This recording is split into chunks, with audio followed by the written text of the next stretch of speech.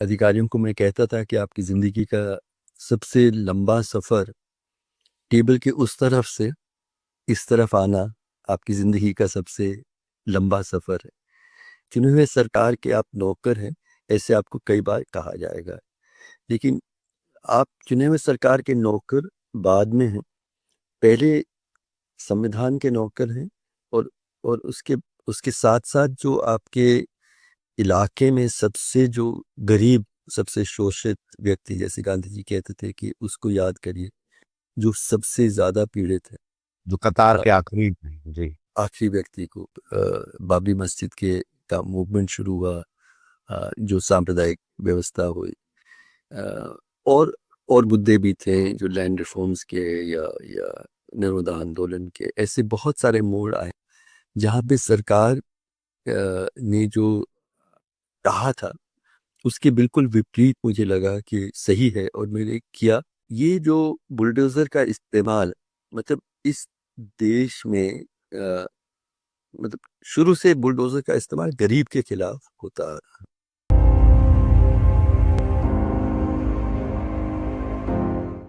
नमस्कार, Hurkaru deep dive में आपका स्वागत है। मैं हूं निरीश त्यागी और आज हमारे खास मेहमान हैं हर्षमंदर साहब, जो रिटायर्ड आईएएस हैं और उसके बाद वो लंबे समय से सामाजिक सरोकारों से जुड़े हुए, मुद्दों से जुड़े हुए हैं, सरकार के साथ काम करते रहे हैं, सुप्रीम कोर्ट के साथ वो कमिश्नर रहे हैं, राइट टू फूड के सेंटर फॉर इक्विटी स्टडीज चलाते हैं, एक्शन एड में भी रहे हैं और एनएससी में भी उन्होंने काम किया, जो पिछली सरकार के समय जो एक एडवाइजरी काउंसिल थी और उसमें उन्होंने फूड सिक्योरिटी पे काफ़ी खासा लंबा काम किया। अ, हर्ष जी इसलिए बहुत महत्वपूर्ण है इस चीज़ के लिए, क्योंकि हम आज नौकरशाही के बारे में जो बात करने आए हैं, वो उसको दोनों तरफ से देख चुके हैं, जैसे कि नौकरशाह बतौर भी और नौकरशाही इस देश के साथ किस तरह से पेश आती है, क्या-क्या करती है और क्या-क्या नहीं करती है, उन दोनों के बारे में। अ, ये बातचीत इसलिए भी हम लोग कर रहे हैं क्योंकि पिछले कुछ दिनों में हमने एक चीज़ देखी है। गुजरात में बहुत सारे ऐसे सिविल सर्वेंट्स थे जो 2002 के बाद व्हिसल ब्लोअर्स की तरह सामने आए थे। उन सबको लगातार प्रताड़ित किया जा रहा है या सजाओ में वो किसी न किसी तरह से हैं। अ, दूसरी तरफ हम ज्ञानेश जैसे मुख्य चुनाव आयुक्त को देखते हैं, जो एक तरह से अ, वोट चोरी के नाम पे जो भी कुछ बात चल रही है वो उसके मुख्य कर्ता की तरह दिखलाई पड़ते हैं। तो हर्ष जी, मैं ये समझना चाह रहा था कि इस पूरे परिप्रेक्ष्य को, जो कि ये जो नौकरशाही है, क्योंकि देश को चलाने वाली, देश को में रूल ऑफ लॉ की तरह कायदे से चलाने वाला का काम उनका होता है, तो ये हम कैसे उसको बदलते हुए देख रहे हैं? अम, अ, ऋषि, बहुत ज़रूरी है, मैं समझता हूँ, इसको समझना, जिसको हम अ, नौकरशाही कहते हैं, जो अधिकारी वर्ग है, अ, उसकी एक खास भूमिका एक इस लोकतंत्र के लिए तय हुआ था। जब सरदार पटेल, जो हमारे पहले होम मिनिस्टर थे, उन्होंने कहा था कि civil service will be the steel frame जी। Of the country. उनकी कल्पना क्या थी? उनकी कल्पना ये थी कि अभी पार्टीशन के दंगे हुए थे, 10 लाख लोगों ने एक दूसरे का कत्ल किया था। तो शुरुआती दौर में मजहब और जाति, हिंसा, नफरत, अ, इस सब की संभावना वो देख रहे थे। लेकिन उनकी ये अपेक्षा थी, उम्मीद थी, विश्वास था कि जो ये सिविल सर्विस होगा वो संविधान को एक तरह से दिल के नज़दीक रखते हुए अ, देश में संविधान की रक्षा करेंगे। और अ, उसके लिए, मतलब मैं ऑलमोस्ट 21 साल सर्विस में रहा, उसकी संभावना क्या है वो मैं बहुत अच्छी तरह से समझ सकता हूँ। क्या जो अधिकारी वर्ग क्या कर सकते हैं, उनके हाथ में अभी भी शक्तियाँ बहुत हैं। और इंसाफ के लिए, संवैधानिक मूल्यों के लिए, अ, जब सांप्रदायिक नफरत फैलाया जा रहा है, जब जाति के आधार पे लोगों के साथ हिंसा हो रही है, जब अ, गरीब लोगों के साथ नाइंसाफ़ी हो रही है, औरतों के साथ नाइंसाफ़ी हो रही है, बहुत सारे अधिकार कानून अ, अधिकारी को देते हैं, जो डीएम है, जो सुप्रिटेंडेंट ऑफ पुलिस है, अ, इनको या अलग-अलग संदर्भों में फॉरेस्ट की रक्षा के लिए फॉरेस्ट सर्विस वगैरह की, और ये पावर बहुत बहुत जिम्मेदारी के साथ दी गई थी। एक विश्वास के साथ हम भारत के लोगों ने एक विश्वास इस इस व्यवस्था पे की थी कि ये हमारी रक्षा करेगी जब हमारे साथ नाइंसाफ़ी होगी, जब हमारे संवैधानिक अधिकार हमसे छीने जाएंगे। मैं आईएएस एकेडमी जो मसूरी में है, जहाँ ट्रेनिंग देते हैं, वहाँ भी 3 साल रहा जब सर्विस में था मसूरी में। और नए अधिकारियों को मैं कहता था कि आपकी ज़िंदगी का सबसे लंबा सफ़र टेबल के उस तरफ से इस तरफ आना आपकी ज़िंदगी का सबसे लंबा सफ़र है। लेकिन याद रखिएगा कि किस तरह से दुनिया दिखती थी जब आप टेबल के उस तरफ थे। मैं भी ये भी कहता था उनको कि आपको चुने हुए सरकार के आप नौकर हैं, ऐसे आपको कई बार कहा जाएगा। लेकिन आप चुने हुए सरकार के नौकर बाद में हैं, पहले संविधान के नौकर हैं, और उसके उसके साथ-साथ जो आपके इलाके में सबसे जो गरीब, सबसे शोषित व्यक्ति, जैसे गांधी जी कहते थे कि उसको याद करिए, जो सबसे ज़्यादा पीड़ित है, जो कतार अ, के आखिरी जी। आखिरी व्यक्ति को। मैं कहता था उनको कि पहले आप उन दोनों के नौकर हैं, उसके बाद ही चुने हुए सरकार के नौकर हैं, और अगर पहले दोनों के हित अ, में जो चुनी हुई सरकार आपको कहती है कि ऐसा काम करें जो उन जो आप मतलब जो सबसे पीड़ित व्यक्ति है, और संविधान के जो वादे हैं उसके खिलाफ अगर आपको कहा जाए कि आप करें, तो आपका हक ही नहीं, आपका फर्ज भी है कि आप अवमानना करें, कहें कि ये गलत है, मैं नहीं करूँगा। और उस तरह से आप इस कंट्री के स्टील फ्रेम बनने के लायक कहलाए जा सकते हैं। उसकी संभावना बहुत है। मैंने अपने करियर में बहुत बार बहुत ऐसे मोड़ आए थे जहाँ पे मुझे हाईएस्ट लेवल पे उससे मतलब 84 के दंगे हुए, 1989 के दौरान जब बाबरी मस्जिद के का मूवमेंट शुरू हुआ, जो सांप्रदायिक व्यवस्था हुई, अ, और और मुद्दे भी थे जो लैंड रिफॉर्म्स के या नर्मदा आंदोलन के, ऐसे बहुत सारे मोड़ आए जहाँ पे सरकार ने जो कहा था उसके बिल्कुल विपरीत मुझे लगा कि सही है, और मैंने किया, और मैं जानता हूँ इसलिए कि उसकी संभावना पूरी तरह से है व्यवस्था में। कोई कोई ये नहीं कह सकता कि अब मैं लाचार हूँ, कोई लाचार नहीं है।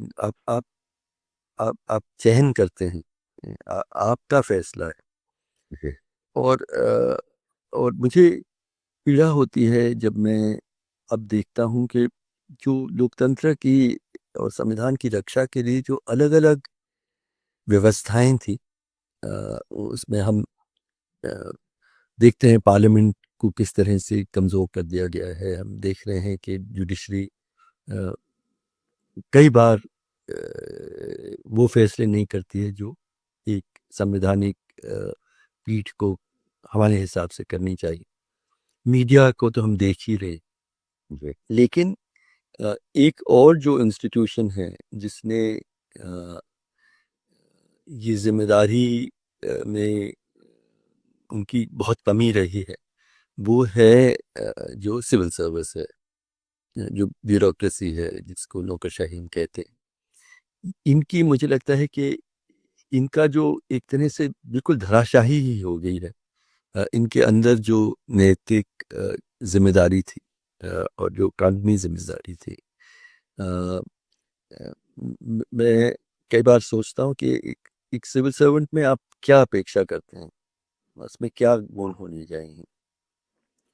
जी, तो मुझे लगता है सबसे पहले मैं जो मॉरल करेज मतलब नैतिक साहस, जी, दूसरा मैं दूसरी क्वालिटी में देखना चाहता हूँ कि नैतिक साहस के साथ अ, एक संवेदना, जी, अ, मतलब दर्द हो, अ, बिल्कुल। बिल- और तीसरा है ऑफ कोर्स फाइनेंशियल इंटेग्रिटी में, मतलब आप अ, ईमानदार हो। ये तीन चीज़ों आप एक अच्छे अधिकारी अ, के गुण हैं, और ऐसे लोग हैं और हर जगह मुझे दिखते हैं। मैं शायद जिन 20 सालों में रहा, मैंने कई बार सरकार के इच्छा के बिल्कुल विपरीत काम किया, लेकिन उसके लिए संभावना भी थी और मैं वो काम कर भी पाया। आज अ, बहुत कम लोग दिख रहे हैं, और एक उदाहरण, बस एक ही उदाहरण देता हूँ, बुलडोजर का। ये जो बुलडोजर का इस्तेमाल, मतलब इस देश में मतलब शुरू से बुलडोजर का इस्तेमाल गरीब के खिलाफ होता है, लेकिन अब जो इस्तेमाल हो रहा है वो एक वर्ग के खिलाफ, जो मुस्लिम समुदाय के लोगों को सरकार तय कर लेती है।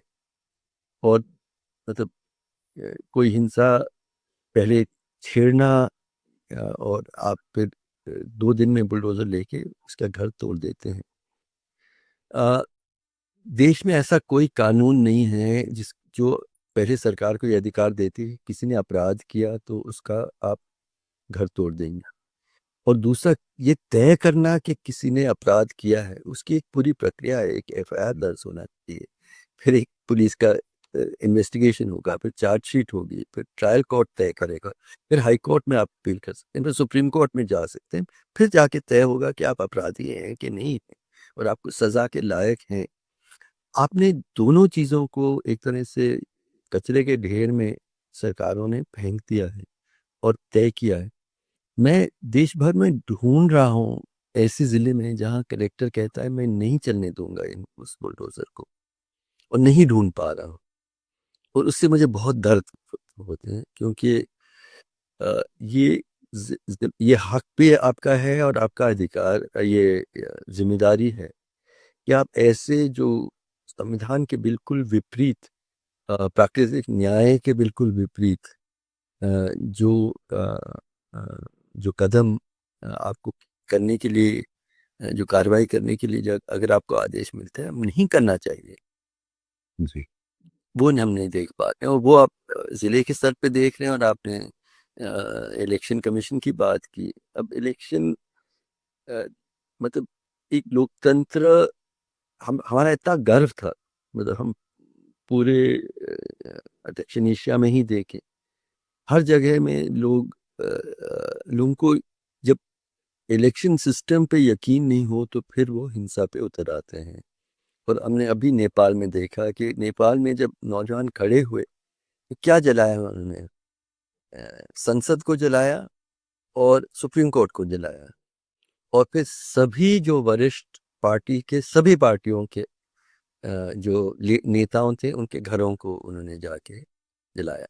हिंसा बिल्कुल गलत है, लेकिन एक संकेत है कि जब लोग जो आवाम अगर उसका यकीन टूट जाता है पूरी व्यवस्था पर, फिर वो क्या मतलब लोकतंत्र बच ही नहीं पाएगा। बिल्कुल। और हमारे यहाँ बहुत शांतिपूर्ण तरीके से सरकारें बदली। अ, वो एक दौर रहा 18 महीनों का इमरजेंसी का, अ, लेकिन उसके बाद भी चुनाव हुए और वो सरकार को हटना पड़ा। कहीं भी फौजें नहीं निकली, कहीं गोलियां नहीं चली।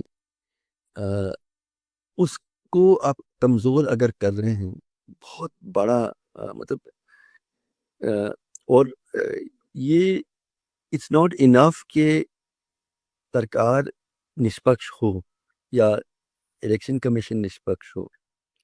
ये उतना ही जरूरी है कि लोगों का यकीन रहे कि आप निष्पक्ष हैं। तो जो डाउट्स जो लोगों को लगता है कि गड़बड़ हो रहा है उसका जवाब आप दें और वो स्थिति नहीं बनने दें जहाँ पे लोगों को ये डाउट्स हों। लेकिन आप कह रहे हैं नहीं नहीं हम वो सीसीटीवी फुटेज को ही खत्म कर देंगे, नष्ट कर देंगे, हम रीडेबल जो कंप्यूटर रीडेबल आपको लिस्ट नहीं देंगे। मतलब उल्टा आप बहुत खुल के कह रहे हैं कि हम चाहते नहीं कि आपको ये अधिकार हो या संभावना हो आपको कि आप अ, ह- अ, अ, आपकी जो भी वो कहें गलतफहमी अगर है कि वो बिल्कुल सही कर रहे हैं, हमें गलतफहमी है, तो हमें वो सारे कागज दीजिए जिससे हम लोग अपने उस गलतफहमी को दूर कर सकते हैं। लेकिन आप नहीं कर रहे हैं, हम्म। तो ये बहुत गंभीर रूप से नौकरशाही अपनी जिम्मेदारी से अ, अ, से पीछे हट रही है और उसकी कीमत लोकतंत्र को बहुत गंभीर कीमत देना पड़ रहा है। मतलब जाहिर तौर पे हर लोकतंत्र जो चलता है वो तीन तीन उम्मीद यकीन गैरत तीनों पे चलता है और उसमें ये उम्मीद की जाती है कि तंत्र जो है वो जन के लिए काम करेगा, पर हम देख सकते हैं पिछले 11 सालों में कि जन और तंत्र के बीच का जो समीकरण है जी, वो बदला है। और बिल्कुल। अब में चाहे हम किसान आंदोलन को देख सकते हैं या उसके पहले शाहीन बाग का जो पूरा सीए एनआरसी का जो आंदोलन था उस समय भी हम देख सकते हैं। अ, क्या बोलते हैं, अभी हम मनरेगा का देख रहे हैं, शायद जिसको उसके आप एनएससी में थे तो आप शायद ज्यादा जानते हैं उस समय की वो कैसे बदला जा रहा है उसको भी। तो हर तरह से हम ये देख रहे हैं कि तंत्र जो है वो जन को एक तरह से तकलीफ देने में उसको एक सुख मिलने लगा है और को जो चलाने वाले लोग हैं वो जाहिर तौर पे नौकरशाह हैं। यही नौकरशाह हैं जो इस देश को यहाँ तक लेकर आए, जिसमें बहुत सारी तरक्की की, बहुत सारी नई चीजें हुई, देश का निर्माण हुआ, पूरा को पूरा आजादी के बाद से पूरा यहाँ तक लेकर आए। और अब जब हम इसको इसको इस तरह से देखते हैं कि तो इस बदलते इस समीकरण को आप कैसे देखते हैं? जो देखिए, बदलते हुए समीकरण में एक और चीज भी बहुत जरूरी है। अ, वो है कि सरकार के जैसे हम लोगों ने फूड सिक्योरिटी एक्ट पिछली सरकार में मैं उससे जुड़ा था, जी, बनाया और बहुत बड़ी संख्या में लोगों को लगभग मुफ्त अनाज देने का एक फैसला हुआ। अ, लेकिन जब वो अनाज बटा तो मनमोहन सिंह जी की तस्वीर तो उस पे छपी नहीं थी। जी। किसी ये नहीं कह रहे थे कि हम आपके ऊपर हम राजा हैं और प्रजा के ऊपर हम दया थोड़ा सा छिड़क रहे हैं। अ, आपका हक है, कानून आपको हमने कानून बनाया है वो आपको हक दे रही है, उस हक की पूर्ति हम कर रहे हैं। ये एक अलग एक रिश्ता है सरकार और जन के बीच। अब मुझे लगता है कि एक बहुत बड़ा जो समीकरण में फर्क आया है कि हम राजा हैं, जब हमारा दिल करेगा हम कुछ आपको मतलब हमारी दया, आप दया के पात्र, तो आप अब जन से प्रजा बन गए हैं और हम जनप्रतिनिधि से राजा बन गए हैं, महाराजा बन गए हैं। ये फर्क भी है। और इसको जो जब हम ये देखते हैं कि जो एक तरह से औजार थे शास्त्र निर्माण के, अब वो चाहे वो हम देखते हैं, आप भी शायद उसको जानते हैं, ईडी सीबीआई, वो जिस तरह से वेपनवेज लगी है। भुगत रहा हूँ रोज इन सभी संस्थाओं से। जी। तो वो जो प्रताड़ना का जो एक पूरा है कि जहाँ पे डराना धमकाना, और फिर वॉशिंग मशीन के जरिए लोगों को ठीक कर देना और उनको स्वीकार भी कर लेना, तो उस पूरे लोकतंत्र में मतलब आप कैसे देखते हैं कि और फिर जो जो चरित्र वाली बात है कि जो उसका एक चरित्र था या जो निर्धारित किया गया था, उससे जो पूरा भटकाव है अ, वो क्यों हुआ? क्योंकि अगर हम नौकरशाहों की बात करें, हर्ष जी, तो जो आईएएस आईपीएस है वो शायद नौकरशाही की पिरामिड में सबसे ऊपर हैं, सबसे ज्यादा उनकी उनकी कंपनसेशंस बहुत अच्छे हैं, उनकी उनके पास बहुत सारे अधिकार भी हैं। पर वो फिर वो ऐसे क्यों हो रहे हैं? कि चरित्र कहाँ खोया जा रहा है? बहुत बड़ा सवाल है। मैं देखता हूँ कि देखिए इतनी इतनी मुश्किल परीक्षा है कि यूपीएससी की जो परीक्षा है, ऑल इंडिया सर्विसेज, वो दुनिया का सबसे मुश्किल है। लगभग 10 लाख लोग बैठते हैं, आप 100 लोगों को चुन रहे हैं उसके आखिर में, जी। आईएएस आईपीएस के लिए, फॉरेन सर्विस के लिए। मतलब उस परीक्षा व्यवस्था में भी बहुत सारी दिक्कतें हैं, उसकी बात मैं नहीं करूँगा। लेकिन अ, हाँ, सब मतलब एक तरह से हमारे जो नौजवान अधिकारी अ, प्रवेश कर रहे हैं सर्विस में, वो व्यापक समाज एक तरह से उसी की तस्वीर है। मुझे लगता है कि व्यापक समाज में बहुत बदलाव आया है। अ, हम लोग मतलब मेरे पिताजी भी आईएएस अधिकारी थे। मैं बचपन से बड़ा हुआ हूँ। मैं कल्पना भी नहीं कर सकता जिस तरह का लाइफस्टाइल आज हम अधिकारियों को फॉलो करते हुए देख रहे हैं। लेकिन अ, जब मैं बच्चा था, अगर हम देखें कि किसी अमीर आदमी ने उस बम्बई में एक अनाथ आश्रम के जमीन पर 27 मंजिला घर बनाया है 4 लोगों के लिए, दुनिया का सबसे महंगा घर, ऐसे शहर में जहाँ पे आधी से ज्यादा आबादी या सड़कों पे रहती है या झुग्गियों में, हम लोग उस वक्त कहते हैं यार इससे बेकार आदमी तो हो ही नहीं सकता। मतलब इतनी शर्मनाक है ये जो कर रहा है। 6,000 करोड़ की शादी वो करवा रहा है। We would have found it disgraceful. अब हम कहते हैं वाह इतना ग्लैमरस है, वाह इतनी इतना वो इतने ग्लैमरस हैं कि अ, हम अपना टीवी नहीं देख रहे हैं, उनकी जैसे बनने की कोशिश कर रहे हैं। एक वक्त था जब हम लोग सोचते थे कि समाज सेवा जो करता है वो हमारे हीरोज हैं। मैं जब ये लिस्ट निकालते हैं ना जिसको अवार्ड्स मिल रहे हैं, जिसको ये, मैं देख रहा हूँ कि कहीं ऐसा व्यक्ति जिसने त्याग से अपनी जिंदगी, सेवा से जिंदगी बताई है, ना के बराबर दिखते हैं। आप पद्म भूषण स- साध्वी रितंद्रा को दे रहे हैं। मैं 1989 में कलेक्टर था। वो जिस तरह के भाषण उस वक्त, मतलब मेरे ड्राइवर मुस्लिम थे और मैं सामने गाड़ी में बैठता था उनके साथ, और जहाँ हम जाते थे हर चौराहे में, हर उसमें उनकी आवाज, जिस तरह की बातें वो करती थी, मैं सुनता था, मैं अपने ड्राइवर के चेहरे को देखता था, शर्म से मेरी आंखें झुक जाती थी कि उसके दिल में क्या गुजर रहा होगा। उनको हम पद्म भूषण अवार्ड दे रहे हैं। मतलब हमारे हीरोज अंबानी है, अदानी है, साध्वी रितंबरा है, प्रज्ञा ठाकुर हैं, जिनको हम एमपी सीट दे रहे हैं। अ, ये वक्त मतलब नौकरशाही में घुसने वाले लोगों की समस्या अकेले नहीं है। अ, ये इस दौर का की वो तस्वीर है जो मैं सोचता हूँ ये समझना जरूरी है। इस समय जो बच्चे तैयारी कर रहे होंगे यूपीएससी की, या जो बहुत सारे बच्चे हैं जो कि अभी भी सोचते हैं कि सबसे बढ़िया करियर जो कि वो है, तो उनके लिए क्या है आगे? मतलब वो क्या, किस तरह के नौकरशाह वो बनेंगे, किस तरह के सिविल सर्वेंट वो बनेंगे कि जब हम इस तरह से सब कुछ घेरे वो देख रहे हैं। और उसमें एक और सवाल ये भी है कि बहुत सारा काम अब उनके हाथ से लिया जाता रहा है, कि वो सारा काम जो है दरअसल मैं श्रवण गल साहब से बात कर रहा था, वो आपका जिक्र कर रहे थे।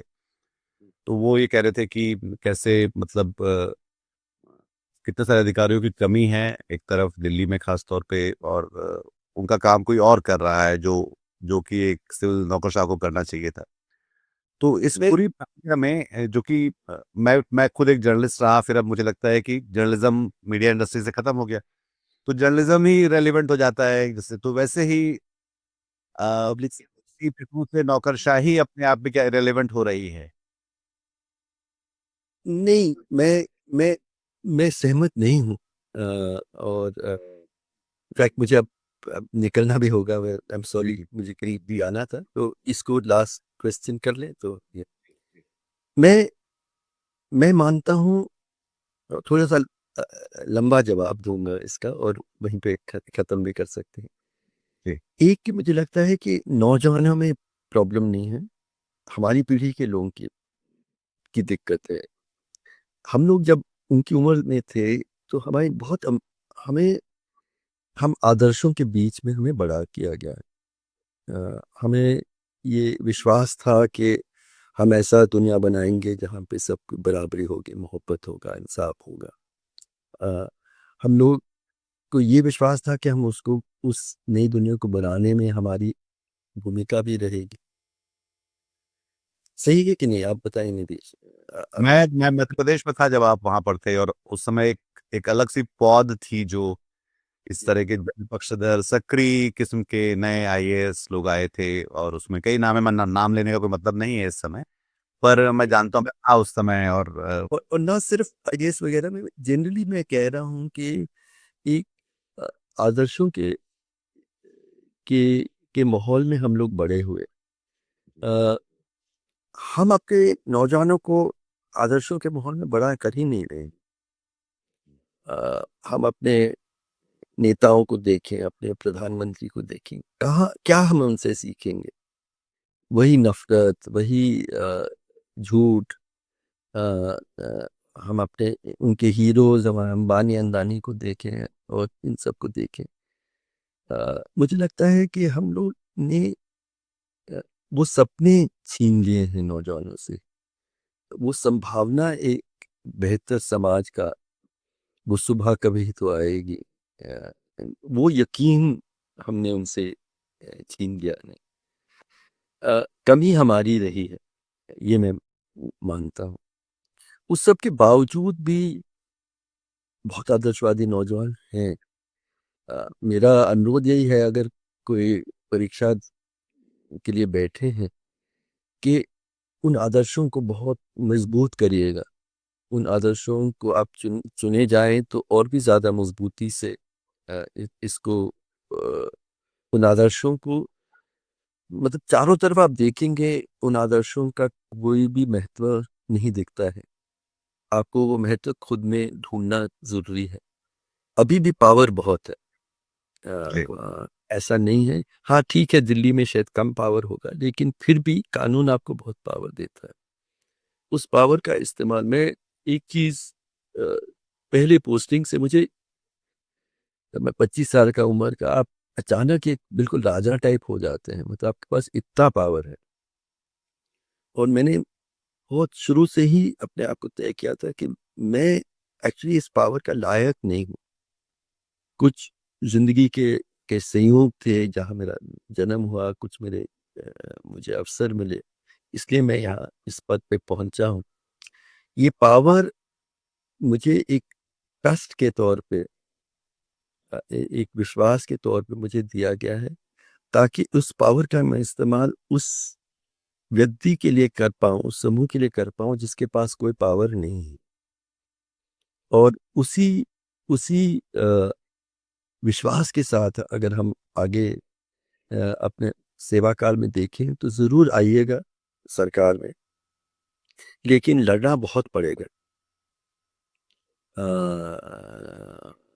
मेरे वक्त से शायद ज्यादा लड़ना पड़ेगा, क्योंकि कम से कम संविधान के प्रति एक तरह का मतलब औपचारिक विश्वास तो था।